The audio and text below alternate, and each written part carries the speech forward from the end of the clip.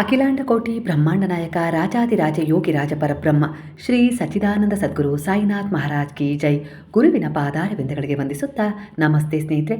ನಿಮ್ಮ ಮೇಲೆ ಬಾಬಾರವರ ಅನುಗ್ರಹ ಆಶೀರ್ವಾದ, ದೈವ ಶಕ್ತಿಗಳ ಅನುಗ್ರಹ ಆಶೀರ್ವಾದ ಸಂಪೂರ್ಣವಾಗಿದೆ. ಹಾಗೆ ನೀವು ನಡೆಯುತ್ತಿರುವ ದಾರಿ ಸರಿಯಾಗಿದೆ. ಮನಸ್ಸಲ್ಲಿ ಒಳ್ಳೊಳ್ಳೆಯ ಆಲೋಚನೆಗಳನ್ನು ಮಾಡ್ತಾ ಇದ್ದೀರಾ. ಒಟ್ಟಾರೆಯಾಗಿ ನಿಮ್ಮ ಜೀವನದಲ್ಲಿ ಒಂದು ಸುಖ, ಶಾಂತಿ, ನೆಮ್ಮದಿಯ ದಡವನ್ನು ಸೇರುವ ಒಂದು ದಾರಿಯನ್ನು, ಉತ್ತಮವಾದ ದಾರಿಯನ್ನು ನೀವು ಆಯ್ಕೆ ಮಾಡ್ಕೊಂಡಿದ್ದೀರಾ. ಅಂದರೆ ಗುರುವಿನ ಶರಣದಲ್ಲಿ ಹೋಗಿದ್ದೀರಾ. ಹಾಗೆ ನಿಮ್ಮ ಒಂದು ಆಧ್ಯಾತ್ಮಿಕ ಪಯಣ ನಿಮ್ಮ ಜೀವನದಲ್ಲಿ ನಿಮಗೆ ಸರಿಯಾದ ಮಾರ್ಗದರ್ಶನ ಹಾಗೆ ಸರಿಯಾದ ದಾರಿಯನ್ನು, ಅವಕಾಶಗಳನ್ನು ತಂದುಕೊಡ್ತಾ ಇದೆ. ಅದರ ಸೂಚನೆ ನಿಮಗೆ ಸಿಗುತ್ತೆ. ಇದೇ ಡಿಸೆಂಬರ್ ತಿಂಗಳ ಒಂದು ಭವಿಷ್ಯವಾಣಿಯಾಗಿದೆ.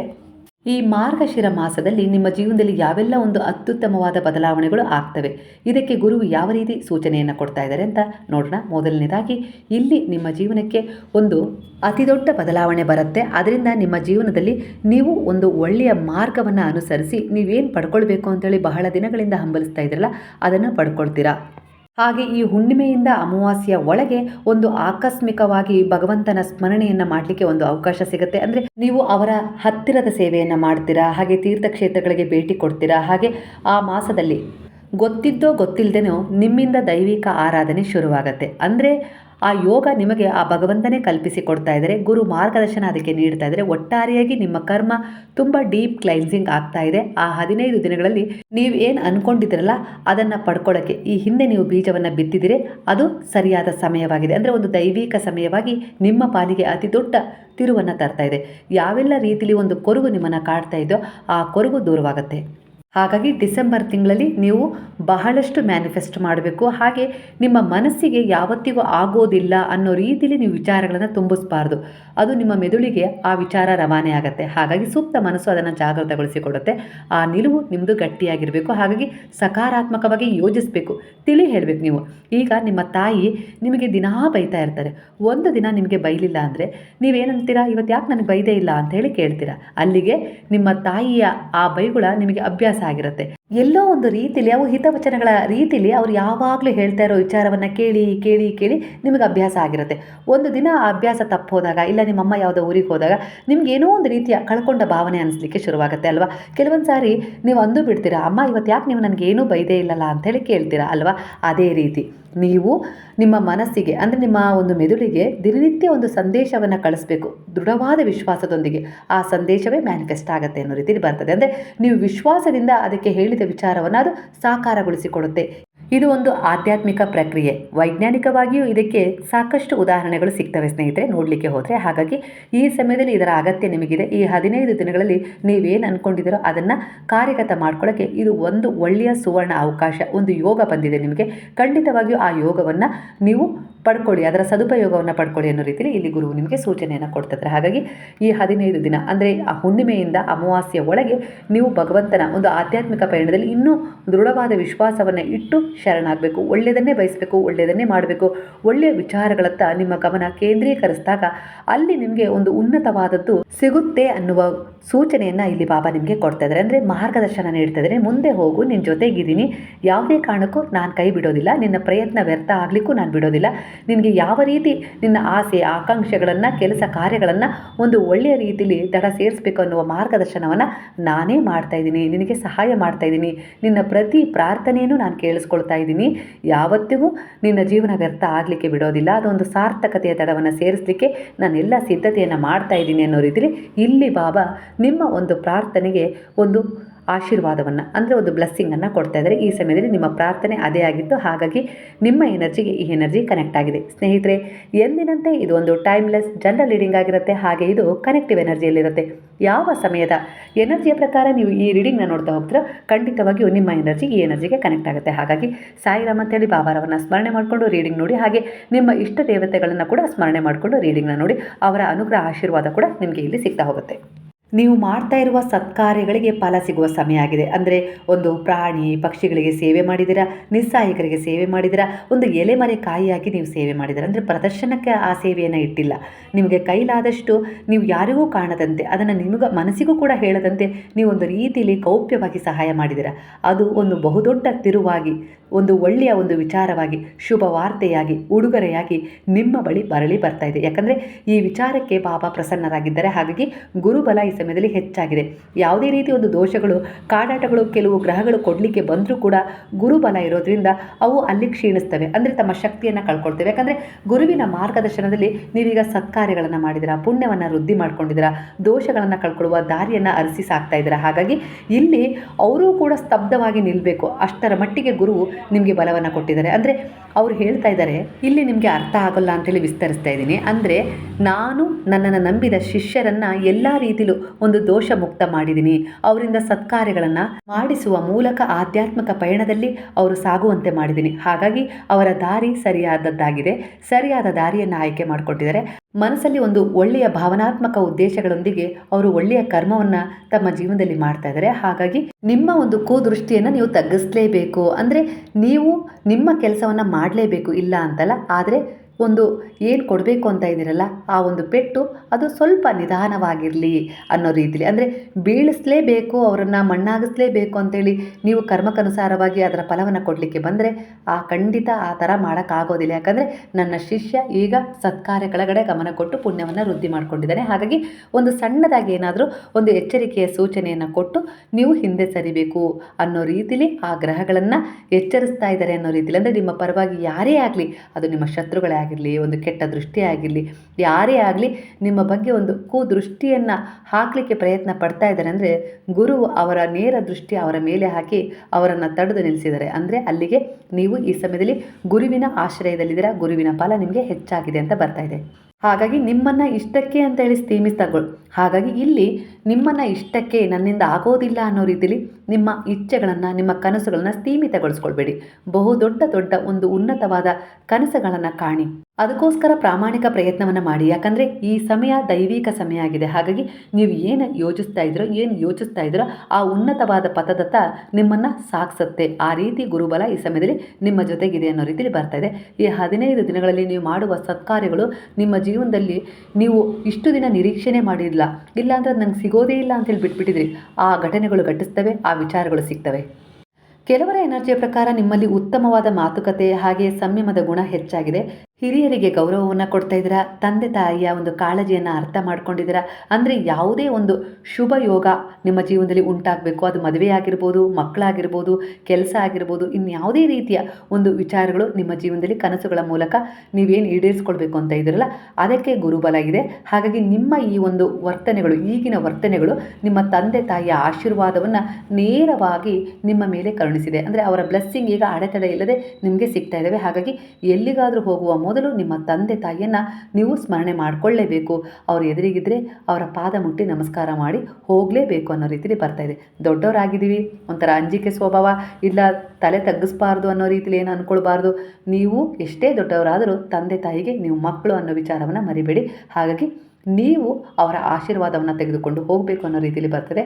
ಹಾಗೆ ನೀವು ನಿಮ್ಮ ಕಷ್ಟ, ದುಃಖ, ಸಮಸ್ಯೆಯನ್ನು ನಿಮಗೆ ಎದುರಿಸೋಕ್ಕಾಗೋದೇ ಇಲ್ಲ ಅನ್ನೋ ಸಂದರ್ಭದಲ್ಲಿ ನಿಮ್ಮ ತಂದೆ ತಾಯಿಗೆ ಫೋನ್ ಮಾಡಿ, ದೂರ ಇದ್ದರೆ ಇಲ್ಲ ಮನೆಯಲ್ಲೇ ಇದ್ದರೆ ಹೇಳ್ಕೊಳ್ಬೇಕು, ಅವ್ರ ಎದುರಿಗೆ ಅಳಬೇಕು ಅನ್ನೋ ರೀತಿಲಿ ಬರ್ತಾಯಿದೆ. ಅಂದರೆ ಆ ಸಮಯದಲ್ಲಿ ನಿಮ್ಮ ಒಂದು ನೆಗೆಟಿವ್ ಎನರ್ಜಿ ಅವರ ಎದುರಿಗೆ ಹರಿದು ಹೋಗ್ಬೇಕು. ಅಂದರೆ ಯಾವ ರೀತಿ ಅಂದರೆ ನನಗೆ ಆಗಲ್ಲಮ್ಮ, ನನಗೆ ಈ ರೀತಿ ಸಮಸ್ಯೆ ಆಗಿಬಿಟ್ಟಿದೆ ಅಮ್ಮ ಅಂತೇಳಿ ಎಲ್ಲ ವಿಚಾರಗಳನ್ನು ಅವರ ಹತ್ರ ಬಿಚ್ಚಿಟ್ಟಾಗ ಆ ಒಂದು ವಿಚಾರಗಳು ಅಲ್ಲಿ ಅಂತ್ಯ ಕಾಣ್ತವೆ ಅನ್ನೋ ರೀತಿಲಿ ಬರ್ತದೆ. ಅಂದರೆ ತಂದೆ ತಾಯಿಯ ಕರುಳು ಕುಡಿ ನೀವಾಗಿದ್ದೀರಿ ಅಂದರೆ ತುಂಬ ಒಂದು ಅಟ್ಯಾಚ್ಮೆಂಟ್ ಇರುತ್ತೆ ನಿಮಗೂ ಅವರಿಗೂ. ಹಾಗಾಗಿ ಆ ಸಮಯದಲ್ಲಿ ನೀವು ಅಳ್ತಾ ಇರೋ ಸಂದರ್ಭದಲ್ಲಿ ಆ ತಾಯಿಯ ಮನಸ್ಸು ಮಿಡಿಯುತ್ತೆ, ಆ ಭಗವಂತನಲ್ಲಿ ನೇರವಾಗಿ ಕಮ್ಯುನಿಕೇಟ್ ಆಗಿ ಅದು ಪ್ರಾರ್ಥನೆ ಮಾಡುತ್ತೆ. ಅಂದರೆ ನನಗೇನಾದರೂ ಕಷ್ಟ ಕೊಡು, ನನ್ನ ಮಗುವಿಗೆ ಕೊಡಬೇಡ ಅನ್ನೋ ರೀತಿಯಲ್ಲಿ ಅದು ಪ್ರಾರ್ಥಿಸುತ್ತೆ ಒಳಗಿಂದಲೇ. ಅಂದರೆ ಆ ಪ್ರಾರ್ಥನೆ ಶುದ್ಧವಾಗಿರುತ್ತೆ. ಒಂದು ತಾಯಿಯ ಆತ್ಮ ಪ್ರಾರ್ಥಿಸ್ತಾ ಇದೆ ಅಂದರೆ ಆ ಗುರುವಾಗಿರ್ಬೋದು, ಆ ದೈವಶಕ್ತಿಗಳಾಗಿರ್ಬೋದು ಕರಗದೆ ಇರೋದಿಲ್ಲ. ಹಾಗಾಗಿ ಯಾಕಂದ್ರೆ ಅದು ನಿಸ್ವಾರ್ಥ ಪ್ರೇಮ, ತಮಗೋಸ್ಕರ ಏನು ಕೇಳ್ತಾ ಇಲ್ಲ. ನೀವು ಅವ್ರ ಹತ್ರ ದುಃಖ ತೋಡ್ಕೊಂಡ ತಕ್ಷಣವೇ ಅವರು ಭಗವಂತನಲ್ಲಿ ನನ್ನ ಮಗನಿಗೆ ಆ ರೀತಿ ಸಮಸ್ಯೆ ಕೊಡಬೇಡ, ಅವನಿಗೆ ದುಃಖ ಕೊಡಬೇಡ ಅನ್ನೋ ರೀತಿಲಿ ಅವ್ರು ಏನೇ ಕರ್ಮ ಮಾಡಿರಲಿ, ಏನೇ ಒಂದು ತಪ್ಪು ಮಾಡಿರಲಿ ಅದನ್ನು ಕ್ಷಮಿಸು, ನನ್ನ ಮಗನಿಗೆ ತೊಂದರೆ ಕೊಡಬೇಡ, ಅವನ ಕನಸುಗಳತ್ತ ಅವನು ಒಂದು ಒಳ್ಳೆಯ ರೀತಿಯಲ್ಲಿ ಹೋಗಲಿಕ್ಕೆ, ಒಂದು ಸುಸಂಸ್ಕೃತ ನಡೆವಳಿಕೆ ಎಲ್ಲ ಕಲಿತು ಅವನು ಜೀವನದಲ್ಲಿ ಒಂದು ಒಳ್ಳೆಯ ವ್ಯಕ್ತಿಯಾಗಿ ಬೆಳಗಲಿ ಅನ್ನೋ ರೀತಿಯಲ್ಲಿ ಆ ತಾಯಿಯ ಮನಸ್ಸು ಹಂಬಲಿಸ್ತಾ ಇದೆ, ತಂದೆಯ ಮನಸ್ಸು ಹಂಬಲಿಸ್ತಾ ಇದೆ ಅನ್ನೋ ರೀತಿಯಲ್ಲಿ ಬರ್ತದೆ. ತಾಯಿ ನಿಮ್ಮ ಕಾಳಜಿ ಮಾಡಿ, ಪ್ರೇಮ ಮಾಡಿ, ನಿಮ್ಮನ್ನು ಯಾವ ರೀತಿ ಪೋಷಣೆ ಮಾಡ್ತಾಳೋ ಅದೇ ರೀತಿ ತಂದೆ ನಿಮಗೆ ಧೈರ್ಯ, ಬೆನ್ನೆಲುಬಾಗಿ ನಿಂತಿದ್ರು ಹಿಂದೆ. ಈಗ ನೀವು ದೊಡ್ಡವರಾಗಿದ್ದೀರಾ, ಆ ವಿಚಾರವನ್ನು ಮರ್ತಿದ್ದೀರಾ, ಹಿಂದೆ ಸ್ವಲ್ಪ ಹೋಗಿ ನೆನಪು ಮಾಡ್ಕೊಳ್ಳಿ ಅನ್ನೋ ರೀತಿಯಲ್ಲಿ ಬರ್ತದೆ. ಯಾಕಂದರೆ ಮುಂದೆ ನೀವು ಅದೇ ಸ್ಥಾನಕ್ಕೆ ಹೋಗ್ತೀರಾ ಅನ್ನೋ ರೀತಿಯಲ್ಲಿ ಕೂಡ ಸೂಚನೆ ಸಿಗ್ತದೆ. ಯಾಕಂದರೆ ಕೆಲವರ ಎನರ್ಜಿ ಈಗ ನಿಮ್ಮ ಮನಸ್ಸಲ್ಲಿ ಈ ರೀತಿ ಇದೆ, ಹಾಗಾಗಿ ಅದಕ್ಕೆ ಉತ್ತರ ಬಾಬಾರವರಿಂದ ಗುರು ಉಪದೇಶದ ಮೂಲಕ ನಿಮಗೆ ಸಿಗ್ತಾ ಇದೆ. ಆರ್ಥಿಕವಾಗಿ ಕೆಲವು ಹಣದ ಬಿಕ್ಕಟ್ಟು ಬರ್ತಾ ಇದೆ. ಅಲ್ಲಿಗೆ ನೀವು ಯಾವುದೋ ಒಂದು ವಿಚಾರದಲ್ಲಿ ಹಣವನ್ನು ತೊಡಗಿಸಿದ್ರೆ ಅಲ್ಲಿ ಅಡ್ಡಿ ಆತಂಕಗಳು ಆಗ್ತಾ ಇದ್ದಾವೆ. ಇಲ್ಲ ಇನ್ಯಾವುದೋ ರೀತಿಲಿ ಒಂದು ಸಂಪತ್ತು ಬರಬೇಕು ಆದರೆ ಬರ್ತಾ ಇಲ್ಲ, ಒಂದು ನ್ಯಾಯ ಸಿಗಬೇಕು ಸಿಗ್ತಾ ಇಲ್ಲ, ಅದು ಒಂದು ವಿಚಾರದಲ್ಲಿ ತೀರ್ಮಾನ ಆಗಬೇಕು, ನಿಮಗೇನು ಸಿಗಬೇಕು ಅದು ಸಿಗ್ತಾ ಇಲ್ಲ. ಈ ರೀತಿಯ ಒಂದು ಸಮಸ್ಯೆಗಳಿಗೆ ಕಾರಣ ಒಂದು ನಾಗದೋಷ. ಅಂದರೆ ಅವರ ಒಂದು ಯಾವುದೋ ಒಂದು ರೀತಿಯಲ್ಲಿ ಅವರಿಗೆ ತೊಂದರೆ ಕೊಟ್ಟದ್ದಾಗಿರ್ಬೋದು, ಇಲ್ಲ ಅವರನ್ನು ನಿರ್ಲಕ್ಷ್ಯ ಮಾಡಿದ್ದಾಗಿರ್ಬೋದು. ಒಟ್ಟಾರೆಯಾಗಿ ಅದು ಸೂಚನೆ ನೀಡ್ತಾ ಇದೆ. ಅದು ನಿಮ್ಮ ಪೂರ್ವಜರು ಮಾಡಿರ್ಬೋದು, ಇಲ್ಲ ನೀವು ಮಾಡಿರ್ಬೋದು, ಹಿಂದಿನ ಜನ್ಮದ್ದಾಗಿರ್ಬೋದು, ಇದೇ ಜನ್ಮದಲ್ಲಾಗಿರ್ಬೋದು. ಒಟ್ಟಾರೆಯಾಗಿ ಈ ಸಮಯದಲ್ಲಿ ನೀವು ನಾಗನ ಆರಾಧನೆ ಮಾಡಬೇಕು ಅಂತಲೇ ಬರ್ತಾಯಿದೆ. ಯಾಕೋ ಏನೋ ಗೊತ್ತಿಲ್ಲ, ಇತ್ತೀಚಿನ ಕಾಲಗಳಲ್ಲಿ ಅದು ಹೆಚ್ಚಾಗಿ ಕಾಣಿಸ್ಕೊಳ್ತಾ ಇದೆ. ಅಂದರೆ ಇದರ ಅವಶ್ಯಕತೆ ನಿಮಗಿದೆ. ಹಾಗಾಗಿ ಭಕ್ತಿಯಿಂದ ಇದೇ ಧನುರ್ಮಾಸ ಅಂದರೆ ಈ ಡಿಸೆಂಬರ್ ಹುಣ್ಣಿಮೆ ಶುರುವಾದ ನಂತರ 15 ದಿನಗಳ ಅಮಾವಾಸ್ಯವರೆಗೂ ಒಂದು ಸಂಕಲ್ಪ ಮಾಡಿಕೊಂಡು ನಮ್ಮಿಂದ ಏನಾದರೂ ತಪ್ಪಾಗಿದ್ರೆ ಅಂತ ಹೇಳಿ ಪ್ರಾರ್ಥನೆ ಮಾಡಿಕೊಂಡು ಯಥಾಭಕ್ತಿ, ಯಥಾಶ್ರದ್ಧಾ, ಯಥಾ ಯೋಗ್ಯತಾ ಅನುಸಾರವಾಗಿ ನಾಗದೇವರ ಸ್ಮರಣೆಯನ್ನು ಮಾಡಿ ಅನ್ನೋ ರೀತಿಯಲ್ಲಿ ಬರ್ತಾ ಇದೆ. ಹಾಗಾಗಿ ಯಾವ ರೀತಿ ಮಾಡಬೇಕು, ನಾನ್ ವೆಜ್ ತಿನ್ನೋದು ಬಿಡಬೇಕಾ, ಹಾಗೆ ಹೀಗೆ ನಿನ್ನೆ ಪ್ರಶ್ನೆ ಮಾಡಿದ್ದೀರಾ. ಖಂಡಿತ ಏನಾದರೂ ಪಡ್ಕೊಳ್ಬೇಕು ಅಂದರೆ ಸ್ವಲ್ಪ ಶ್ರಮ ಇರಬೇಕು, ಸ್ವಲ್ಪ ತ್ಯಾಗ ಇರಬೇಕಲ್ವಾ. ಅದು ಯಾರಿಗೋಸ್ಕರ ಮಾಡ್ತೀರಾ? ನಿಮ್ಮ ಉಳಿತಿಗೋಸ್ಕರ ತಾನೇ. ಹಾಗಾಗಿ ನಿಮ್ಮ ಮನೆಯಲ್ಲಿ ಯಾರು ಏನು ಮಾಡ್ತಾರೋ ನಂಗೆ ಗೊತ್ತಿಲ್ಲ, ಅವರ ವಿರೋಧ ಕಟ್ಕೊಂಡು ಮಾಡೋಕ್ಕೆ ನಿಮಗೆ ಇಷ್ಟ ಇಲ್ಲ ಅಂದರೆ ತಿನ್ನೋರು ತಿನ್ನಲಿ. ಆದರೆ ನೀವು ಮಾತ್ರ ಪರಿಶುದ್ಧ ಭಾವನೆಯಿಂದ ಅದನ್ನೇ ಸಮರ್ಪಣೆ ಮಾಡಿ, ಆ ವಿಚಾರವನ್ನು ಸಮರ್ಪಣೆ ಮಾಡಿ, ನಾನು ನಿನಗೆ ಸೇವೆ ಮಾಡ್ತೀನಿ ನಾಗಪ್ಪ ಅಂತೇಳಿ ಪ್ರಾರ್ಥನೆ ಮಾಡಿಕೊಂಡು ಸೇವೆ ಮಾಡಿ. ಖಂಡಿತವಾಗಿಯೂ ಈ ನಿಮ್ಮ ನಿಷ್ಕಲ್ಮಶವಾದ ಒಂದು ಯಾವುದೇ ರೀತಿ ಮುಚ್ಚು ಮರೆ ಇಲ್ಲದೆ ಅವರ ಹತ್ರ ಹೇಳ್ಕೊಂಡು ನೀವು ಸೇವೆ ಮಾಡ್ತಾ ಇದ್ದೀರಿ ಅಂದರೆ ಖಂಡಿತವಾಗಿಯೂ ಆ ಸೇವೆಯನ್ನು ಸ್ವೀಕರಿಸ್ತಾರೆ. ಇಲ್ಲ ನಿಮ್ಮ ಮನೆಯಲ್ಲೇ ಒಂದು ಪರಿಸ್ಥಿತಿಯ ವಾತಾವರಣವನ್ನು ಬದಲು ಮಾಡಿ ಅಂದರೆ ನಿಮಗೆ ಅವರು ಸಹಕರಿಸುವಂತೆ ಮಾಡ್ತಾರೆ. ಒಟ್ಟಾರೆಯಾಗಿ ನಿಮಗೆ ಇಲ್ಲಿ ಒಂದು ಒಳ್ಳೆಯದು ಸಿಗುತ್ತೆ ಅನ್ನೋ ರೀತಿಯಲ್ಲಿ ಬರ್ತಾಯಿದೆ. ಅಂದರೆ ನಿಮ್ಮ ಒಂದು ಕುಟುಂಬವನ್ನು ಬದಲಾವಣೆ ಮಾಡೋಕ್ಕೆ, ಅವರ ವಿಚಾರಗಳನ್ನು ಬದಲಾವಣೆ ಮಾಡಿಕೊಂಡು ನೀವು ಯಾವ ಒಂದು ಆರ್ಥಿಕ ಸಮಸ್ಯೆಯನ್ನು ಎದುರಿಸ್ತಾ ಇದ್ದೀರಲ್ಲ ಅದರಲ್ಲಿ ಉತ್ತಮವಾದ ಒಂದು ಪರಿಸ್ಥಿತಿಗಳನ್ನು ಮಾಡ್ಕೊಳ್ಳೋಕ್ಕೆ ಇದು ಒಳ್ಳೆಯ ಅವಕಾಶ, ಹಾಗೆ ಒಳ್ಳೆಯ ಸಮಯ ಕೂಡ ಅಂತ ಹೇಳಿ ಗುರು ಇಲ್ಲಿ ನಿಮಗೆ ಮಾರ್ಗದರ್ಶನವನ್ನು ಕೊಡ್ತಾ ಇದ್ದಾರೆ.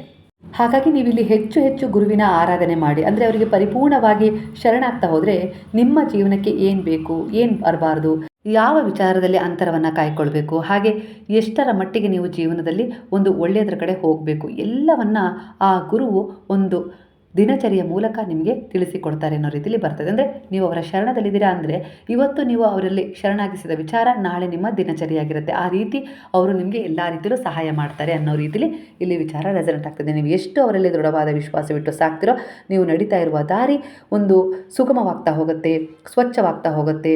ಒಟ್ಟಾರೆಯಾಗಿ ಅಲ್ಲಿ ನಿಮಗೆ ಎಲ್ಲ ರೀತಿಯಲ್ಲೂ ಒಂದು ಸಹಾಯ ಸಿಗುತ್ತೆ. ಗುರು ಬಲ ಇದೆ ಅಂದರೆ ಜೀವನದಲ್ಲಿ ನೀವು ಏನೆಲ್ಲ ಪಡ್ಕೊಳ್ಬೋದು ಅನ್ನೋದನ್ನು ಯೋಚನೆ ಮಾಡಿ. ಈ ಸಮಯದಲ್ಲಿ ನೀವು ತಂದೆ ತಾಯಿಯ ಆಶೀರ್ವಾದವನ್ನು ನಿರ್ಲಕ್ಷ್ಯ ಮಾಡಬಾರ್ದು ಅನ್ನೋ ರೀತಿಯಲ್ಲಿ ಬರ್ತದೆ.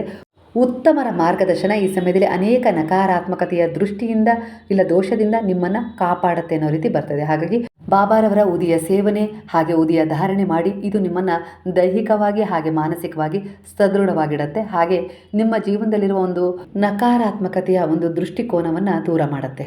ಷೇರು ಮಾರುಕಟ್ಟೆಯಲ್ಲಾಗಿರ್ಬೋದು, ಇಲ್ಲ ಎಲ್ಲಾದರೂ ಹಣವನ್ನು ಹೂಡಿಕೆ ಮಾಡಬೇಕು ಅಂತೇಳಿ ಈ ಸಮಯದಲ್ಲಿ ನೀವು ಅಂದ್ಕೊಂಡಿದ್ದೀರಾ ಅಂದರೆ ಸ್ವಲ್ಪ ದಿನ ಬೇಡ ಅನ್ನೋ ರೀತಿಯಲ್ಲಿ ಬರ್ತದೆ. ನೀವು ಏನಾದರೂ ಮಾಡಲೇಬೇಕು ಅಂತ ಹೇಳಿ ಅಂದ್ಕೊಂಡಿದ್ರೆ ಧ್ಯಾನಕ್ಕೆ ಒಳಗಾಗಿ ಗುರುವನ್ನು ಸ್ಮರಣೆ ಮಾಡಿ ಅವರ ಪಾದಗಳಿಗೆ ಆ ವಿಚಾರವನ್ನು ಅರ್ಪಿಸಿ ಅವರೇ ನಿಮಗೆ ಸರಿಯಾದ ದಾರಿಯನ್ನು ತೋರಿಸ್ತಾರೆ. ಸರಿ ಯಾವುದು ತಪ್ಪು ಯಾವುದು ಅನ್ನೋ ತಿಳುವಳಿಕೆ ಮೂಡುತ್ತೆ. ನಿಮ್ಮ ಆತ್ಮಸಾಕ್ಷಿ ಖಂಡಿತ ನಿಮಗೆ ಮಾರ್ಗದರ್ಶನ ಮಾಡುತ್ತೆ ಅನ್ನೋ ರೀತಿಯಲ್ಲಿ ಬರ್ತಾ ಇದೆ. ಮನೆ ಕಟ್ತಾ ಇದ್ದೀರಾ, ಅಡ್ಡಿ ಆತಂಕಗಳು ಬರ್ತಾ ಇದ್ದಾವೆ. ಏನೋ ಒಂದು ಆಸ್ತಿ ಆಗಿರ್ಬೋದು, ಇಲ್ಲ ಇನ್ಯಾವುದೋ ವಿಚಾರದಲ್ಲಿ ನ್ಯಾಯ ಬೇಕು ಅನ್ನೋ ವಿಚಾರದಲ್ಲಿ ಮುಂದುವರಿತಾ ಇದ್ದೀರಾ, ಆದರೆ ಅಡ್ಡಿ ಆತಂಕಗಳು ಬರ್ತಾ ಇದ್ದಾವೆ. ಮಕ್ಕಳ ಮದುವೆ ವಿಚಾರದಲ್ಲಾಗಿರ್ಬೋದು, ಉತ್ತಮವಾದದ್ದನ್ನು ಆಯ್ಕೆ ಮಾಡ್ಕೊಂಡು ಹೋದಾಗಲೆಲ್ಲ ನಿಮ್ಮ ಶತ್ರುಗಳು ಒಂದಲ್ಲ ಒಂದು ರೀತಿಯಲ್ಲಿ ನಿಮಗೆ ತೊಂದರೆ ಕೊಡ್ತಾ ಇದ್ದಾರೆ. ಈ ಸಮಯದಲ್ಲಿ ಹೊರಗಡೆ ಶತ್ರುಗಳಿಂದ ನೀವು ಪಾರಾಗ್ಬೋದು. ಯಾಕಂದರೆ ಕೆಲವೊಂದು ಸಮಯ ನೀವು ಮನೆಗಿದ್ದಾಗ ಇಲ್ಲ ದೂರ ಇದ್ದಾಗ ಅವರ ದೃಷ್ಟಿ ನಿಮ್ಮ ಮೇಲೆ ಬೀಳೋದಿಲ್ಲ. ಆದರೆ ನಿಮ್ಮವರೇ ಆದ ಒಳಶತ್ರುಗಳ ದೃಷ್ಟಿ ನಿಮಗೆ ಆಗಾಗ ಬೀಳ್ತಾ ಇರೋದ್ರಿಂದ ನೀವು ಬಹಳಷ್ಟು ಪ್ರಯತ್ನ ಪಡ್ತಾ ಇದ್ದೀರಾ, ಆದರೆ ಆಗ್ತಾ ಇಲ್ಲ. ಈ ನಿರಾಸೆ ನಿಮ್ಮನ್ನು ಕಾಡ್ತಾ ಇದೆ.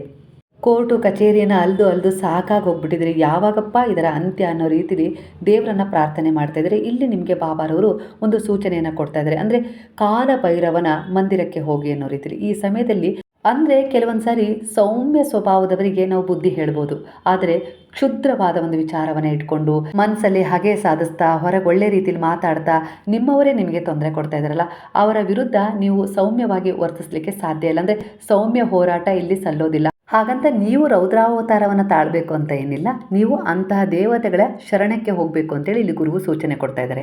ಉಗ್ರ ಸ್ವರೂಪದ ದೇವರನ್ನು ಆರಾಧನೆ ಮಾಡಬೇಕು ಅಂತ ಬರ್ತಾ ಇದೆ. ಅಂದರೆ ವೀರಭದ್ರ ಸ್ವಾಮಿಯನ್ನು ಆರಾಧನೆ ಮಾಡ್ಬೋದು, ಇಲ್ಲ ಕಾಲಭೈರವನ ದೇವಸ್ಥಾನಕ್ಕೆ ಹೋಗಿ ಆರಾಧನೆ ಮಾಡಬೇಕು ಅನ್ನೋ ರೀತಿಯಲ್ಲಿ ಬರ್ತಾ ಇದೆ. ರೌದ್ರ ರೂಪದ ದೇವರನ್ನ ಆಯ್ಕೆ ಮಾಡಿಕೊಂಡು ಆರಾಧನೆ ಮಾಡಿ ಅಂತ ಹೇಳಿ ಬಾಬಾ ಇಲ್ಲಿ ನಿಮಗೆ ಸೂಚನೆಯನ್ನು ಕೊಡ್ತಾ ಇದ್ದಾರೆ. ಹಾಗಾಗಿ ಕಾಲಭೈರವ ಆಗಿರ್ಬೋದು, ದುರ್ಗಾದೇವಿ ಆಗಿರ್ಬೋದು, ವೀರಭದ್ರ ಸ್ವಾಮಿಯ ದೇವಸ್ಥಾನಕ್ಕೂ ಕೂಡ ಹೋಗಿ ಅನ್ನೋ ರೀತಿಯಲ್ಲಿ ಬರ್ತಾ ಇದೆ. ಉಗ್ರ ಸ್ವರೂಪವಾದ ನಾರಸಿಂಹನ ಪಾದಕ್ಕೂ ಕೂಡ ನೀವು ಶರಣಾಗ್ಬೋದು. ಕೆಲವರ ಮನೆ ದೇವರು ಹಾಗೆ ಕೆಲವರ ಇಷ್ಟ ದೇವರು ಇವರು ಕೂಡ ಆಗಿದ್ದಾರೆ ಅನ್ನೋ ರೀತಿಯಲ್ಲಿ ಇಲ್ಲಿ ಎನರ್ಜಿ ಕಾಣ್ತಾ ಇದೆ. ಹಿಂದೆ ನೀವು ಹೋಗಿದ್ರಿ, ಅದರ ನೆನಪನ್ನ ಇಲ್ಲಿ ಬಾಬಾ ನಿಮಗೆ ಮಾಡಿಸ್ತಾ ಇದ್ದಾರೆ. ಈ ಸಮಯದಲ್ಲಿ ನೀವು ರೌದ್ರ ದೇವತೆಗಳ ಆಶೀರ್ವಾದವನ್ನು ಪಡ್ಕೊಳ್ಬೇಕು, ಅವರ ಶರಣದಲ್ಲಿ ಹೋಗಬೇಕು ಅಂತೇಳಿ ಇಲ್ಲಿ ಗುರುವು ಸೂಚನೆ ಕೊಡ್ತಾ ಇದ್ದಾರೆ. ಗುರುವಿನಿಂದ ನಿಮ್ಮನ್ನು ರಕ್ಷಣೆ ಮಾಡಲಿಕ್ಕೆ ಸಾಧ್ಯ ಇಲ್ಲ ಅಂತಲ್ಲ, ಆದರೆ ನಿಮ್ಮ ಒಂದು ಕರ್ಮಗಳ ಪ್ರಕಾರ ಇಲ್ಲ ನಿಮ್ಮ ಹಿಂದಿನ ಒಂದು ಪೂರ್ವಜನ್ಮದ ಒಂದು ಪುಣ್ಯದ ಅನುಸಾರವಾಗಿ ಆ ದೇವತೆಗಳ ಆಶ್ರಯಕ್ಕೆ ನೀವು ಹೋಗಬೇಕು ಅಂತ ಇದೆ. ಹಾಗಾಗಿ ನೀವು ಈ ಸಮಯದಲ್ಲಿ ಹೋಗಲೇಬೇಕು. ಅಲ್ಲಿಗೆ ನಿಮ್ಮನ್ನು ಮಾರ್ಗದರ್ಶನ ಮಾಡಿ ಗುರುವು ಕಳಿಸ್ತಾ ಇದ್ದಾರೆ. ಗುರುವಿನ ಶರಣದಲ್ಲಿ ನೀವು ಇರೋದ್ರಿಂದಲೇ ನಿಮಗೆ ಏನು ಮಾಡಬೇಕು, ಯಾವುದು ಉಚಿತ ಯಾವುದು ಅನುಚಿತ ಎಲ್ಲದರ ಒಂದು ಜ್ಞಾನ ಸಿಗ್ತಾ ಇರೋದು. ಹಾಗಾಗಿ ನಿಮ್ಮನ್ನು ಎಲ್ಲಿ ಕಳಿಸ್ಬೇಕು, ಹೇಗೆ ನಿಮ್ಮ ಸಮಸ್ಯೆಗಳಿಗೆ ಪರಿಹಾರ ಕೊಡಬೇಕು, ಹೇಗೆ ನಿಮ್ಮ ಜೀವನದಲ್ಲಿ ಅವರು ನಿಮ್ಮನ್ನು ಸುರಕ್ಷಿತವಾಗಿಡಬೇಕು ಅನ್ನೋ ರೀತಿಯಲ್ಲಿ ಸಿದ್ಧತೆಯನ್ನು ಮಾಡ್ತಾ ಇದ್ದಾರೆ. ಹಾಗಾಗಿ ಅಂದರೆ ಬಾಬಾರವರ ಆದೇಶವಾಗಿದೆ. ಹಾಗಾಗಿ ನೀವು ಈ ಸಮಯದಲ್ಲಿ ಹೋಗಲೇಬೇಕು. ಹಾಗೆ ಒಂದು ದೃಢವಾದ ಒಂದು ವಿಶ್ವಾಸದೊಂದಿಗೆ ಅವರ ಎದುರಿಗೆ ಕುಳಿತು ನಿಮ್ಮ ಕಷ್ಟ ದುಃಖ ಸಮಸ್ಯೆಗಳನ್ನು ಹೇಳ್ಕೊಳ್ಳಿ. ಹಾಗೆ ನಾನು ಯಾವ ಜನ್ಮದಲ್ಲಿ ಏನು ಮಾಡಿದನೋ ನನಗೆ ಗೊತ್ತಿಲ್ಲ ತಂದೆ, ನೀವೇ ನಮ್ಮನ್ನ ರಕ್ಷಣೆ ಮಾಡಬೇಕು. ಈ ಸಮಯದಲ್ಲಿ ನಿಮ್ಮ ಶರಣದಲ್ಲಿ ಬಂದಿದ್ದೀನಿ, ನನ್ನ ಗುರುವಿನ ಅನುಗ್ರಹ ಆಶೀರ್ವಾದದ ಮೇರೆಗೆ ಮಾರ್ಗದರ್ಶನದ ಮೇರೆಗೆ ಅನ್ನೋ ರೀತಿಯಲ್ಲಿ ನೀವು ಪ್ರಾರ್ಥನೆಯನ್ನು ಮಾಡಿಕೊಂಡ್ರೆ ಖಂಡಿತವಾಗಿಯೂ ನಿಮಗೆ ಅಲ್ಲಿಂದ ಒಂದು ಒಳ್ಳೆಯ ಸಮಯ ಶುರುವಾಗುತ್ತೆ. ಈ ಸಮಯದಲ್ಲಿ ಬಾಬಾರವರು ನಿಮಗೆ ಈ ಸೂಚನೆಯನ್ನು ಕೊಡ್ತಾ ಇದ್ದಾರೆ ಅಂದರೆ ನಿಮ್ಮ ಒಂದು ದೈವಿಕ ಸಮಯ ಶುರುವಾಗಿದೆ. ಹಾಗಾಗಿ ಸರಿಯಾದ ಜಾಗಕ್ಕೆ ನಿಮ್ಮನ್ನು ಕಳಿಸ್ತಾ ಇದ್ದಾರೆ. ಅಲ್ಲಿ ಆ ದೇವರ ಅನುಗ್ರಹ ಆಶೀರ್ವಾದದಿಂದ ನೀವು ಅಂದ್ಕೊಂಡಿರೋ ವಿಚಾರದಲ್ಲಿ ನಿಮಗೆ ಒಂದು ಒಳ್ಳೆಯ ರೀತಿಯಲ್ಲಿ ಫಲ ಸಿಗುತ್ತೆ. ಶತ್ರುಗಳ ಶಮನ ಆಗತ್ತೆ, ಅಂದರೆ ಒಂದು ನಕಾರಾತ್ಮಕತೆ ಸೋಲುತ್ತೆ, ಒಂದು ನಿಮ್ಮ ಸಕಾರಾತ್ಮಕ ದೃಢ ವಿಶ್ವಾಸ ಗೆಲ್ಲುತ್ತೆ ಅನ್ನೋ ರೀತಿಯಲ್ಲಿ ಬರ್ತಾ ಇದೆ. ಸ್ನೇಹಿತರೆ, ಕಾರ್ಡ್ಗಳ ಬಗ್ಗೆ ನಾನು ಸಂಪೂರ್ಣವಾಗಿ ವಿವರಿಸುವ ಮೂಲಕ ನಿಮಗೆ ಮನದಟ್ಟು ಮಾಡಿಸ್ತಾ ಇದ್ದೀನಿ. ಇಲ್ಲಾಂದರೆ ಒಂದೊಂದೇ ವಾಕ್ಯದಲ್ಲಿ ಹೇಳ್ಬೋದು, ಆದರೆ ನಿಮಗೆ ಅರ್ಥಗರ್ಭಿತವಾಗಿ ಅದು ಅರ್ಥ ಆಗಲಿ ಅನ್ನೋ ರೀತಿಯಲ್ಲಿ ನಾನು ಅದನ್ನು ಕನ್ನಡದಲ್ಲಿ ವಿವರಿಸಿ ಹೇಳ್ತಾ ಇದ್ದೀನಿ. ನಿಮ್ಮ ಜೀವನದಲ್ಲಿ ಒಂದು ಕೆಟ್ಟ ಅಧ್ಯಾಯ ಅಂತ್ಯಗೊಳ್ತಾ ಇದೆ. ಹಾಗೆ ಸಾಯಿ ಸಚ್ಚರಿತ್ರೆಯ ಪಾರಾಯಣವನ್ನು ಮಾಡ್ತಿದ್ರೆ ಸಂಕಲ್ಪದ ರೀತಿಯಲ್ಲಿ, ಇದರಿಂದ ನಿಮಗೆ ಒಂದು ಅದ್ಭುತವಾದ ಒಂದು ತಿರುವು ಸಿಕ್ಕಿದೆ ನಿಮ್ಮ ಮಕ್ಕಳ ಭವಿಷ್ಯದ ರೂಪದಲ್ಲಿ ಅನ್ನೋ ರೀತಿಯಲ್ಲಿ ಬರ್ತದೆ. ಅಂದರೆ ಅವರಿಗೆ ನಿಮ್ಮ ಮಕ್ಕಳ ಪರವಾಗಿ ನೀವು ಮಾಡಿದ್ದಾದರೆ ಖಂಡಿತವಾಗಿಯೂ ನಿಮ್ಮ ಮಕ್ಕಳಿಗೆ ಒಂದು ಕೆಲಸ ಸಿಕ್ಕಿದೆ, ಪರಿವರ್ತನೆ ಕಾಣ್ತಾ ಇದ್ದೀರಾ, ಈ ಎಲ್ಲ ಖುಷಿ ನಿಮಗಿದೆ. ಖಂಡಿತವಾಗಿಯೂ ಆ ಸಚ್ಚರಿತ್ರೆಯ ಪಾರಾಯಣ ನಿಮ್ಮನ್ನು ಎಲ್ಲ ರೀತಿಯಲ್ಲೂ ಹೀಲ್ ಮಾಡ್ತಾ ಇದೆ, ಗುಣಮುಖವಾಗಿಸ್ತಾ ಇದೆ. ನಿಮ್ಮಲ್ಲಿರುವ ಒಂದು ನಕಾರಾತ್ಮಕತೆಯನ್ನು ಹೀರಿಕೊಂಡು ಸಕಾರಾತ್ಮಕತೆಯನ್ನು, ಒಂದು ದೈಹಿಕ ಮಾನಸಿಕ ಬಲವನ್ನು ತುಂಬ್ತಾ ಇದೆ ಅನ್ನೋ ರೀತಿ ಬರ್ತಾ ಇದೆ. ಯಾವುದೇ ಒಂದು ಪಾರಾಯಣ ಮಾಡ್ರಿ, ಭಗವದ್ಗೀತೆಯ ಪಾರಾಯಣ ಮಾಡ್ತಾ ಇದ್ದೀರಾ, ದೇವಿ ಪಾರಾಯಣ ಮಾಡ್ತಾ ಇದ್ದೀರಾ, ಇವೆಲ್ಲವೂ ನಿಮ್ಮ ಜೀವನದಲ್ಲಿ ಸಕಾರಾತ್ಮಕ ಎನರ್ಜಿನ ತುಂಬ್ತಾ ಇದ್ದಾವೆ. ನೀವು ಯಾವುದನ್ನು ಮಾಡಬೇಕು ಯಾವುದನ್ನು ಮಾಡಬಾರ್ದು ಅನ್ನುವ ರೀತಿಯಲ್ಲಿ ಆಧ್ಯಾತ್ಮಿಕ ಪಯಣದಲ್ಲಿ ನಿಮ್ಮನ್ನು ಮುಂದೆ ತಗೊಂಡು ಹೋಗಿ ಒಂದು ನಿರ್ದಿಷ್ಟವಾದ ಒಂದು ಒಳ್ಳೆಯ ಉತ್ತಮವಾದ ದಡವನ್ನು ಸೇರಿಸಲಿಕ್ಕೆ ಎಲ್ಲ ರೀತಿಯಲ್ಲಿ ಸಹಾಯ ಸಿಗ್ತಾ ಇದೆ. ಅಂದರೆ ಅದು ಗುರುವಿನ ಬಲ. ಅಂದರೆ ಗುರುವಿನ ಶರಣದಲ್ಲಿ ನೀವು ಇರೋದ್ರಿಂದಲೇ ನಿಮಗೆ ಏನು ಬೇಕು ಏನು ಬೇಡ ಅಂತೇಳಿ ಇಲ್ಲಿ ಎಲ್ಲವೂ ಒಂದು ರೀತಿಯ ಪೂರ್ವ ಸಿದ್ಧತೆಯ ಪೂರ್ವ ನಿಯೋಜನೆಯ ಅನುಸಾರವಾಗಿ ನಿಮಗೆ ಸಿಗ್ತಾ ಇದೆ, ದಕ್ತಾ ಇದೆ. ಕೆಲವೊಂದು ಸಾರಿ ಭಾಗ್ಯ ನಿಮ್ಮ ಎದುರಿಗೆ ಇರುತ್ತೆ, ಆದರೆ ಅದನ್ನು ಪಡ್ಕೊಳ್ಳೋಕ್ಕಾಗೋದಿಲ್ಲ. ಯಾಕಂದರೆ ನಿಮಗೆ ಸರಿಯಾದ ಮಾರ್ಗದರ್ಶನ ಇರೋದಿಲ್ಲ. ಆ ದಾರಿಯಲ್ಲಿ ಹೇಗೆ ಹೋಗಬೇಕು, ಯಾವ ರೀತಿ ಕರ್ಮವನ್ನು ಕಳ್ಕೊಳ್ಬೇಕು, ಹೇಗೆ ವ್ಯವಹರಿಸಬೇಕು ಅನ್ನೋ ಜ್ಞಾನನೇ ಇರೋದಿಲ್ಲ. ಹಾಗಾಗಿ ಗುರುವು ಈ ಸಮಯದಲ್ಲಿ ನಿಮ್ಮ ಜೊತೆ ಇರೋದ್ರಿಂದ, ನೀವು ಅವರ ಶರಣದಲ್ಲಿರೋದ್ರಿಂದ ನಿಮ್ಮ ಭಾಗ್ಯವನ್ನು ನೀವು ಆದಷ್ಟು ಬೇಗ ಪಡ್ಕೊಳ್ತೀರಾ. ಒಂದು ಸಂಪತ್ತು ನಿಮ್ಮದಾಗಿದೆ, ಆದರೆ ಅದನ್ನು ಖರ್ಚು ಮಾಡೋಕ್ಕಾಗ್ತಾ ಇಲ್ಲ, ಅದು ಸಂಪೂರ್ಣವಾಗಿ ನಿಮಗೆ ಸಿಕ್ಕಿಲ್ಲ. ಈ ರೀತಿಯ ಒಂದು ಗೊಂದಲದಲ್ಲಿ ನೀವಿದ್ದೀರಾ. ಇನ್ನೂ ಕೂಡ ನಿಮ್ಮ ಜೀವನದಲ್ಲಿ ಆ ರೀತಿಯ ಅನುಭವಕ್ಕೆ ನೀವು ಸಾಕ್ಷಿ ಆಗ್ತೀರಾ. ಹಾಗಾಗಿ ಈ ಸಮಯದಲ್ಲಿ ನೀವು ಗುರುವಿನ ಮೊರೆ ಹೋಗಲೇಬೇಕು. ಅವರ ಶರಣದಲ್ಲಿ ನೀವು ದೃಢವಾದ ವಿಶ್ವಾಸವಿಟ್ಟು ಶರಣಾಗಲೇಬೇಕು. ಅವರೇ ಎಲ್ಲ ರೀತಿಯ ಒಂದು ಯೋಜನೆಯನ್ನು ಸಿದ್ಧತೆ ಮಾಡಿ ಕೊಡ್ತಾರೆ ಅನ್ನೋ ರೀತಿಯಲ್ಲಿ ಬರ್ತಾ ಇದೆ. ಗುರುವಿನ ಆಶ್ರಯಕ್ಕೆ ಹೋಗಬೇಕು, ಹಾಗೆ ಧನಾತ್ಮಕ ವಿಚಾರಗಳನ್ನು ಮಾಡಬೇಕು. ಗುರು ಹಿರಿಯರಿಗೆ ವಂದನೆ, ಅಂದರೆ ಅವರಿಗೆ ಗೌರವ ಕೊಡಬೇಕು ಅನ್ನೋ ರೀತಿಯಲ್ಲಿ ಬರ್ತಾ ಇದೆ. ಇದರಿಂದ ಅನೇಕ ರೀತಿಯ ಸಂಚುಕಾರಕ ವಿಚಾರಗಳಿಂದ ನೀವು ಹೊರಗೆ ಬರ್ತೀರ. ದಾರಿ ನಿಮಗೆ ಒಂದು ಒಳ್ಳೆಯ ರೀತಿಯಲ್ಲಿ ಸುಗಮವಾಗಿ ಸಿಗುತ್ತೆ ಮುಂದೆ ಹೋಗಲಿಕ್ಕೆ.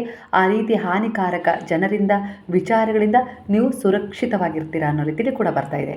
ನಿಮ್ಮ ಜೀವನದಲ್ಲಿ ಅನೇಕ ಏರಿಳಿತಗಳನ್ನು ಕೂಡ ಕಾಣ್ತೀರಾ ನೀವು ಡಿಸೆಂಬರ್ ತಿಂಗಳಲ್ಲಿ. ಆದರೆ ಮತ್ತೆ ಹೆಚ್ಚಿನ ಮಟ್ಟದಲ್ಲಿ ನೀವು ಏನನ್ನು ಒಂದು ಪಡ್ಕೊಳ್ಬೇಕು ಅಂತೇಳಿ ಬಯಸ್ತೀರೋ ಅದರಲ್ಲೂ ಕೂಡ ಏರಿಳಿತಗಳನ್ನು ಕಾಣ್ತೀರಾ. ಅಂದರೆ ಸುಖ ನೆಮ್ಮದಿಯ ಒಂದು ತಾಣವನ್ನು ತೋರಿಸ್ತಾ ಇದ್ದಾರೆ. ಹಾಗೆ ಸುಖ ದುಃಖಗಳಲ್ಲಿ ನೀವು ಹೋರಾಟವನ್ನು ಮಾಡಬೇಕು, ಎದುರಿಸಿ ನಿಲ್ಲಬೇಕು ಅನ್ನೋ ರೀತಿಯಲ್ಲಿ ಇಲ್ಲಿ ನಿಮಗೆ ಎಚ್ಚರಿಕೆಯನ್ನು ಕೂಡ ನೀಡ್ತಾ ಇದ್ದಾರೆ. ಈ ಸಮಯದಲ್ಲಿ ಗುರು ಮಾತ್ರ ನಿಮಗೆ ಸಹಾಯ ಮಾಡಬಲ್ಲರು ಅನ್ನೋ ರೀತಿಯಲ್ಲಿ ಕೂಡ ವಿಚಾರ ಬರ್ತದೆ.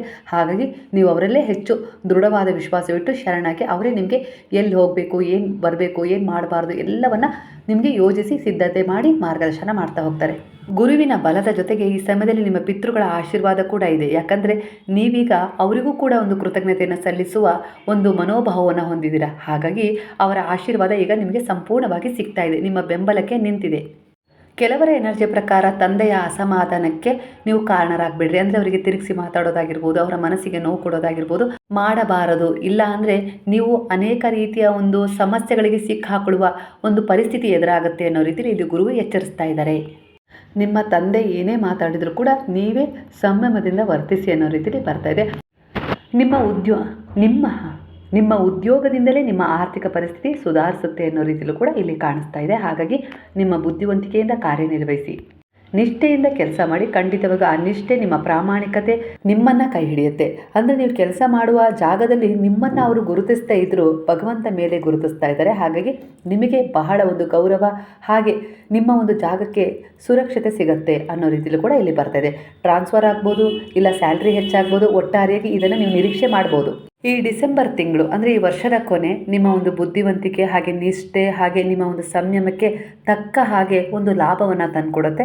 ಅದು ಸಮೃದ್ಧಿಯ ವಿಚಾರದಲ್ಲಾಗಿರ್ಬೋದು, ಇಲ್ಲ ವೈಯಕ್ತಿಕ ಜೀವನದಲ್ಲಿ ಒಂದು ತಿರುವಿನ ಮೂಲಕ, ಒಂದು ಸಂಬಂಧ ಸರಿಯಾಗುವ ಮೂಲಕ, ಇಲ್ಲ ನಿಮ್ಮ ಪ್ರೀತಿ ನಿಮಗೆ ಸಿಗುವ ಮೂಲಕ ಅನ್ನೋ ರೀತಿಯಲ್ಲಿ ಬರ್ತಾ ಇದೆ. ಅಂದರೆ ಅವರ ತಪ್ಪಿನ ಅರಿವಾಗಿ ಅವರೇ ನಿಮ್ಮ ಹತ್ರ ಕ್ಷಮೆ ಯಾಚಿಸಿ ನಿಮ್ಮ ಕಾಳಜಿಯನ್ನು ಗುರುತಿಸಿ ಬರ್ತಾರೆ ಅನ್ನುವ ನಿರೀಕ್ಷೆ ಹೆಚ್ಚಾಗಿ ಕಾಣಿಸ್ತಾ ಇದೆ. ನೀವು ಕೂಡ ಮ್ಯಾನಿಫೆಸ್ಟ್ ಮಾಡ್ಬೋದು.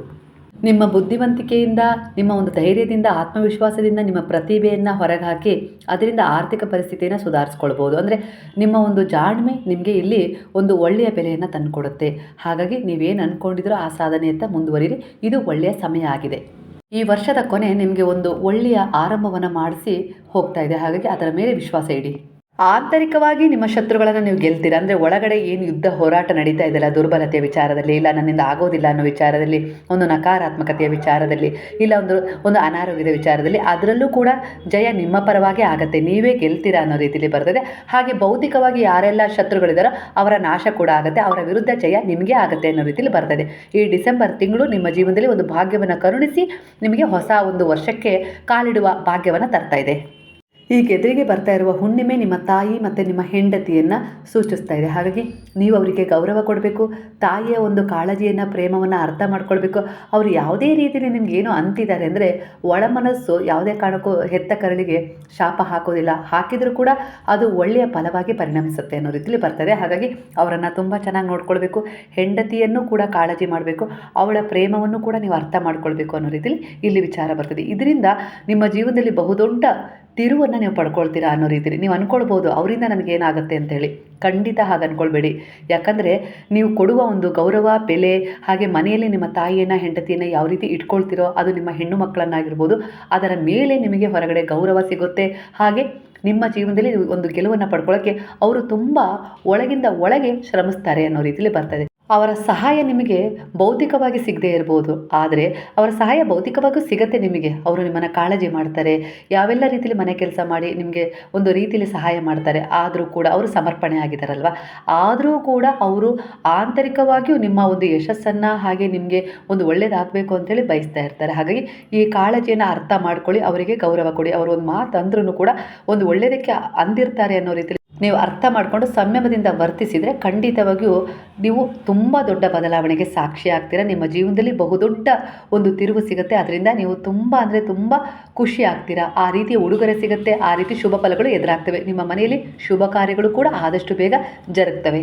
ನಿಮ್ಮ ಮನಸ್ಸಲ್ಲಿ ಯಾರದ್ದಾದ್ರೂ ಬಗ್ಗೆ ಒಂದು ದ್ವೇಷ ಇದ್ದರೆ, ಶತ್ರುತ್ವ ಇದ್ದರೆ ಅದನ್ನು ನೀವು ಬಿಡಬೇಕು ಅನ್ನೋ ರೀತಿಯೇ ಬರ್ತಾ ಇದೆ. ಯಾಕಂದರೆ ಈ ಹುಣ್ಣಿಮೆ ನಿಮ್ಮ ಮನಸ್ಸಲ್ಲಿ ಒಂದು ಅತಿರೇಕದ ವಿಚಾರಗಳನ್ನು ಹುಟ್ಟು ಹಾಕ್ತವೆ. ಹಾಗಾಗಿ ಸಂಯಮದಿಂದ ವರ್ತಿಸಿ ಅನ್ನೋ ರೀತಿಯಲ್ಲಿ ಇಲ್ಲಿ ನಿಮಗೆ ಗುರುವಿನ ನೇರ ದೃಷ್ಟಿ ಇರೋದ್ರಿಂದ ಈ ಸಂದೇಶ ಸಿಗ್ತಾ ಇದೆ. ಹಾಗಾಗಿ ನೀವು ದ್ವೇಷವನ್ನು ಮನಸ್ಸಲ್ಲಿ ಇಟ್ಕೊಳ್ಳೋದು ಬೇಡ, ಶತ್ರುತ್ವವನ್ನು ಸಾಧಿಸೋದು ಬೇಡ. ಆ ವಿಚಾರವನ್ನು ಇಗ್ನೋರ್ ಮಾಡಿ ನೀವು ಜೀವನದಲ್ಲಿ ನಿಮ್ಮ ದೃಷ್ಟಿಕೋನದ ಪ್ರಕಾರ ನೀವು ಯೋಚಿಸಿ ಸಂಯಮದಿಂದ ತಾಳ್ಮೆಯಿಂದ ಇರಿ. ಇಲ್ಲ ಅಂದರೆ ಈ ಹುಣ್ಣಿಮೆ ಅತಿರೇಕದ ಸ್ಥಿತಿಗೆ ನಿಮ್ಮನ್ನು ಒಯ್ದು ಏನಾದರೂ ಒಂದು ಅನಾಹುತ ಇಲ್ಲ ಜಗಳ ಸಮಸ್ಯೆ ಆಗುವಂತೆ ಮಾಡುತ್ತೆ ಅನ್ನೋ ರೀತಿಯಲ್ಲಿ ಇಲ್ಲಿ ನಿಮಗೆ ಎಚ್ಚರಿಕೆಯ ಸಂದೇಶ ಸಿಗ್ತಾ ಇದೆ. ನಿಮಗೆ ಒಂದು ಬಹುದೊಡ್ಡ ಯೋಗ ಸಿಗ್ತಾ ಇದೆ. ಒಂದು ದೈವ ಬಲದ ಯೋಗ, ಇನ್ನೊಂದು ಆತ್ಮಬಲದ ಯೋಗ. ಈ ಎರಡು ಯೋಗಗಳು ನಿಮ್ಮ ಜೀವನದಲ್ಲಿ ಅಸಾಧ್ಯವಾದದ್ದನ್ನು ಸಾಧ್ಯ ಮಾಡಿಕೊಡುವ ಒಂದು ಯೋಗವನ್ನು ಉಂಟು ಮಾಡ್ತಾ ಇದ್ದಾವೆ. ಹಾಗಾಗಿ ನಿಮ್ಮ ಮನಸ್ಸಲ್ಲಿ ಯಾವ ವಿಚಾರವನ್ನು ಕುಂಠಿತಗೊಳಿಸಿದ್ರಲ್ಲ, ನನ್ನಿಂದ ಆಗೋದೇ ಇಲ್ಲ ಅನ್ನೋ ರೀತಿಯಲ್ಲಿ ಆ ವಿಚಾರದಲ್ಲಿ ಪ್ರಯತ್ನ ಪಡಿ, ಖಂಡಿತವಾಗಿಯೂ ಫಲ ಸಿಗುತ್ತೆ. ಸಾಧನೆಯ ವಿಚಾರ ಆಗಿರ್ಬೋದು, ಓದಿನ ವಿಚಾರ ಆಗಿರ್ಬೋದು, ಇಲ್ಲ ಇನ್ಯಾವುದೇ ರೀತಿ ವಿಚಾರ ಆಗಿರ್ಬೋದು, ಖಂಡಿತ ಫಲ ನಿಮ್ಮದಾಗತ್ತೆ. ಊಟದ ವಿಚಾರದಲ್ಲಿ ಹಿತಮಿತವಿರಬೇಕು ಅನ್ನೋ ರೀತಿಯಲ್ಲಿ ಬರ್ತದೆ. ಆರೋಗ್ಯದ ಕಡೆ ಗಮನ ಕೊಡಿ ಅನ್ನೋ ರೀತಿಯಲ್ಲೂ ಬರ್ತದೆ. ಧ್ಯಾನ ಮಾಡಿ ಹಾಗೆ ವಾಕ್ ಮಾಡಿ ಅನ್ನೋ ರೀತಿಯಲ್ಲಿ ಬರ್ತದೆ. ಇದು ನಿಮ್ಮ ದೈಹಿಕ ಶ್ರಮಕ್ಕೆ ಸಿಗುವ ಒಂದು ಆರೋಗ್ಯದ ಬಲವಾಗಿರುತ್ತೆ. ಹಾಗಾಗಿ ದೈಹಿಕವಾಗಿ ನೀವು ನಿಮ್ಮ ದೇಹಕ್ಕೆ ಶ್ರಮ ಕೊಡಬೇಕು ಅನ್ನೋ ರೀತಿಯಲ್ಲೇ ಬರ್ತಾ ಇದೆ. ತಾಯಿಗೆ ಗೌರವ ಕೊಡಿ. ಹಾಗೆ ನಿಮ್ಮ ಒಂದು ತಾಯಿ ತಂದೆ ಇವರ ಮಾತುಗಳ ಮಧ್ಯೆನೇ ನೀವು ತೀರ್ಮಾನ ತಗೊಳ್ಳಿ. ಅಂದರೆ ಅವರಿಗೆ ತಿಳಿಸಿ, ಅಂದರೆ ಅವರಿಗೆ ಎದುರಿಗೆ ನಿಂತು ನೀವು ಏನಾದರೂ ವಿಚಾರಗಳಲ್ಲಿ ತೀರ್ಮಾನ ತೊಗೊಂಡ್ರೆ ಖಂಡಿತ ಒಳ್ಳೆಯದಾಗತ್ತೆ. ಹಾಗೆ ಇಲ್ಲಿ ನೀವು ಕುಲದೇವರ ಆರಾಧನೆ ಮಾಡ್ತೀರಾ. ಈ ಎಲ್ಲರ ಒಂದು ಆಶೀರ್ವಾದ ಎಲ್ಲದೂ ನಿಮಗೆ ಜೀವನದಲ್ಲಿ ಸರಿಯಾದ ಸಮಯಕ್ಕೆ ಆಗಬೇಕು ಅಂದರೆ ಗುರು ನೇರ ದೃಷ್ಟಿ ನಿಮ್ಮ ಮೇಲೆ ಹಾಕಬೇಕು. ಹಾಗಾಗಿ ಇಲ್ಲಿ ನಿಮಗೆ ಗುರುಬಲ ಬೇಕೇ ಬೇಕು. ಅವರ ಶರಣದಲ್ಲಿ ನೀವು ಇದ್ದೀರಾ ಅಂದರೆ ಖಂಡಿತವಾಗಿ ನೀವು ಅಂದ್ಕೊಂಡಿದ್ದೆಲ್ಲವನ್ನು ನೀವು ಪಡ್ಕೊಳ್ಳೋಕ್ಕೆ ಸಾಧ್ಯ ಆಗುತ್ತೆ ಅನ್ನೋ ರೀತಿಯಲ್ಲಿ ಬರ್ತಾ ಇದೆ. ಇದರ ನಡುವೆಯೇ ನಿಮ್ಮ ಮನಸ್ಸಿಗೆ ಏನಾದರೂ ನೋವು ತರುವ ವಿಚಾರಗಳು, ಇಲ್ಲಾಂದರೆ ಒಂದು ಮಾನಸಿಕ ಸ್ಥಿತಿ ಕಳ್ಕೊಳ್ಳುವ ವಿಚಾರಗಳು ಎದುರಾಗ್ತವೆ. ನೀವು ಧ್ಯಾನಕ್ಕೆ ಒಳಗಾಗಬೇಕು, ಗುರುವಿನಲ್ಲಿ ಶರಣಾಗಬೇಕು, ಅವರ ಧ್ಯಾನ ಮಾಡಬೇಕು. ಓಂ ಸಾಯಿನಾಥಾಯ ನಮಃ, ಓಂ ಸಾಯಿ ಶರಣಾಗತ ವತ್ಸಲಾಯ ನಮಃ ಅನ್ನುವ ಮಂತ್ರ ಜಪವನ್ನು ದಿನಕ್ಕೆ ರಾತ್ರಿ ಮಲಗೋದಕ್ಕಿಂತ ಮೊದಲು ಬೆಳಗ್ಗೆ ಎದ್ದ ತಕ್ಷಣ 33 ಬಾರಿ ಜಪ ಮಾಡ್ತಾ ಬನ್ನಿ. 33 ದಿನ. ನಿಮಗೆ ನಿರಂತರವಾಗಿ ಹಿತವನ್ನು ಬಯಸುವವರು ಅವರು ಯಾರೇ ಆಗಿರಲಿ ಅವರ ಆಶೀರ್ವಾದವನ್ನು ತಗೊಳ್ಳಿ ಅನ್ನೋ ರೀತಿಯಲ್ಲಿ ಬರ್ತಾ ಇದೆ. ಅವರು ಈ ಸಮಯದಲ್ಲಿ ನಿಮಗೆ ಗುರುವಿನ ಸ್ಥಾನದಲ್ಲಿದ್ದಾರೆ. ಹಾಗಾಗಿ ಅವರ ಹತ್ರ ನಿಮ್ಮ ಒಂದು ಎಲ್ಲ ರೀತಿಯ ವಿಚಾರಗಳನ್ನು ಹೇಳ್ಕೊಳ್ಬಹುದು. ಹಾಗೆ ನೀವು ಮಾತ್ರ ಯಾರಿಗೂ ಕೆಟ್ಟದನ್ನು ಬಯಸ್ತಾ ಇಲ್ಲ, ದ್ವೇಷನೂ ಮಾಡ್ತಾ ಇಲ್ಲ. ಆದರೂ ಕೂಡ ಕೆಲವರು ನಿಮ್ಮನ್ನು ಕಂಡ್ರೆ ಹಿಂದೆ ಸರಿತಾರೆ. ಅಂದರೆ ಅಲ್ಲಿಗೆ ಅರ್ಥ ಮಾಡ್ಕೊಳ್ಳಿ, ನಿಮ್ಮ ಒಂದು ಕರ್ಮ ಧರ್ಮ ಹಾಗೆ ಉದ್ದೇಶ ಸ್ಥಿರವಾಗಿದೆ. ಆದರೆ ನೀವು ಅವರ ಒಂದು ನಡವಳಿಕೆಗೆ ವಿರುದ್ಧವಾಗಿದ್ದೀರಿ. ಅಂದರೆ ಅವರು ಬೇರೆಯವರ ಬಗ್ಗೆ ಆಡ್ಕೊಳ್ಳೋದಾಗಿರ್ಬೋದು, ಇಲ್ಲ ಅನಗತ್ಯ ವಿಚಾರಗಳ ಬಗ್ಗೆ ಮಾತಾಡೋದಾಗಿರ್ಬೋದು, ಈ ರೀತಿ ಗುಣಗಳನ್ನು ನಿಮ್ಮಲ್ಲೂ ಬಯಸ್ತಾ ಇದ್ದಾರೆ. ಹಾಗಾಗಿ ಅವರು ಈ ಸಮಯದಲ್ಲಿ ನಿಮ್ಮನ್ನು ಇಗ್ನೋರ್ ಮಾಡ್ತಾಯಿದ್ದಾರೆ. ಇದು ನಿಮಗೆ ಒಳ್ಳೆಯದೇ ಆಗ್ತಾ ಇದೆ. ಹಾಗಾಗಿ ಚಿಂತಿಸಬೇಡಿ, ಚಿಂತನೆ ಮಾಡಿ.